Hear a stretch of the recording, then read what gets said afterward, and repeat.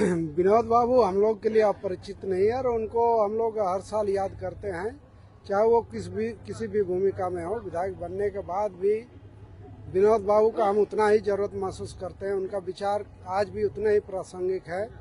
जो 33 साल पहले उनका जो बताए हुए जो कार्य थे, जो निर्देशन था, जो विचार लोगों को दिए, वो उस समय जितना महत्वपूर्ण था, उससे हमको लगता है कि आज के समय में और ज़्यादा प्रासंगिकता उसकी बढ़ी है। इसी क्रम में आज हम लोग जुटे हैं और विधायक के रूप में आप लोग के बीच हैं। ये विनोद बाबू का ही एक कह सकते हैं कि उनका मार्गदर्शन, उनका जो दिशा निर्देशन था, जो उनका संघर्ष का रास्ता था, A.K. राय जी का जो बताए हुए मार्ग थे, और इन सब के द्वारा जो संघर्ष किया गया था, कुछ आंदोलन में जो शरीक हुए थे, उन सब से जो सीखे हैं उसी को आगे बढ़ाने के लिए। नारा था पढ़ो और लड़ो, कितना साकार हो रहा है आज के दौर में? पढ़ो लड़ो के साथ और एक शब्द जोड़ना होगा, पढ़ो लड़ो और आगे बढ़ो।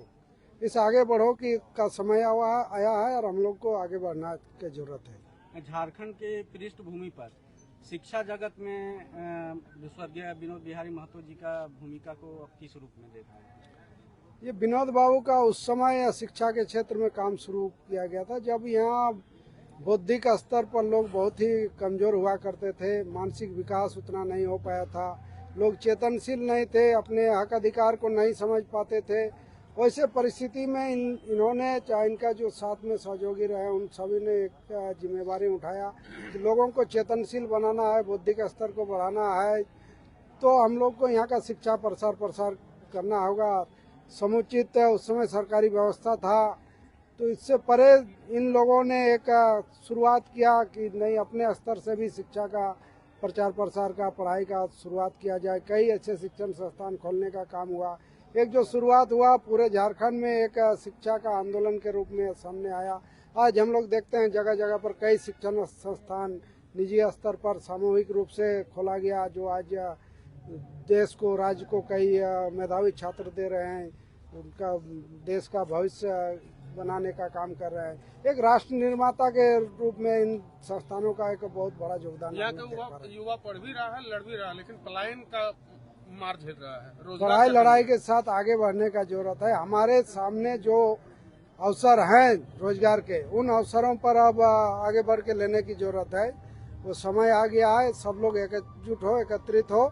जितने भी अवसर हैं स्थानीय स्तर पर, उसकी यदि हम अर्हता रखते हैं तो उस पर पहला अधिकार हमारा होगा। विनोद बाबू के नाम से जो बनाई विधायक, एक सवाल है कि यूनिवर्सिटी में पिछले 2 साल से विनोद बाबू की प्रतिमा को कैद करके रखा गया, अनावरण नहीं हो रहा है। आज आप लोग पुण्यतिथि मना रहे हैं, उनको नाम को याद कर रहे हैं। एक तरफ वो कैद है, तो एक तरफ आप लोग पुण्यतिथि भी मना रहे हैं। कैद नहीं, पहले किस कारण से नहीं हो पाया हम नहीं जानते हैं, लेकिन इस सत्र के दौरान मैंने ही सीएम साहब से बात किए हैं। तो बहुत जल्द तिथि का निर्धारण होगा और उसका अनावरण होगा। यूनिवर्सिटी में वहाँ के स्थानीय को रोजगार नहीं मिलता, कैंटीन कोई और लोग चला रहे हैं। ऐसे कई लोगों को रोजगार मिला था, जो कॉन्ट्रैक्टर थी, उनका कुछ शिकायतें मिला है, उसको निकट भविष्य में देखते हैं। कुछ लोगों को यदि हटाने का ही हो रहा है तो उसको भी हम लोग रोकने का काम करेंगे। बातचीत VC से भी कई स्तर की हुई है। उन लोगों का जैसे काम चल रहा था वैसे काम यहाँ के स्थानीय लोग ही करेंगे। आपकी ओर से शिक्षा के और किस तरह का कदम उठाया जाएगा? एक तो प्राथमिक स्तर से उच्चतर स्तर तक बहुत सारे शिक्षा के क्षेत्र में काम करने की जरूरत है। प्राथमिक स्तर पर जहाँ कुछ संसाधन हो पाया है, उसमें और कई सारे कमी है, उसको पूरा करने की जरूरत है। शिक्षक इकाई के अनुपात में शिक्षक की कमी है, जिसको बहाली करने की जरूरत है। सरकार से हम लोग कोशिश करेंगे कि जो घोषणा हुआ है उसके अनुरूप बहाली हो। इसके साथ साथ उच्चतर स्तर में कई ऐसे हैं जहाँ विद्यालय की जरूरत है, महाविद्यालय की जरूरत है, कुछ विद्यालयों का अपग्रेडेशन का जरूरत है। इन सब पर धीरे धीरे हम लोग काम करेंगे और हमको लगता है कार्यकाल में शिक्षा के क्षेत्र में बदलाव नजर आएगा। छात्र सड़कों पर है, लाठीचार्ज भी किया गया है, उन पर क्या बोलिएगा? लाठीचार्ज निश्चित रूप से निंदनीय है। सरकार को बात करना चाहिए, वार्ता में आना चाहिए, और जो भी लग रहा है कि शिकायतें हैं या फिर लग रहा है कि कुछ ऐसा गड़बड़ हुआ है तो उसको तह तक जाके छानबीन होना चाहिए, जांच होना चाहिए। हाईकोर्ट के फैसले पर क्या बोलिए, जो रोक लगा? हाईकोर्ट का अभी पूर्ण रूप से फैसला नहीं आया, पूर्ण रूप से फैसला आ जाए उसके बाद फिर आगे का रोक लगाया उस पर क्या बोलिए? यह अस्थायी रूप से निर्णय है। पूर्ण फैसला आने के बाद उस पर रोक लगाए, अभी रुका हुआ रहेगा। उसके बाद पूर्ण फैसला आता है, जैसा फैसला आएगा उसके अनुसार होगा। अभी तक महिलाओं को 2500 रुपया नहीं मिला। आप लोग चुनाव में काफी सारे वादे कर रहे थे। कुछ प्रक्रियाएं हैं, उस प्रक्रियाओं को पूरी करने में आप लोगों ने देखा अनुपूरक बजट महिलाओं को जो मैया सम्मान है उस सबको देने के लिए अनुपूरक बजट लाया गया। इस सबको पूरा करने में जो समय लगेगा, समय मिलने के बाद तत्काल उसका होगा।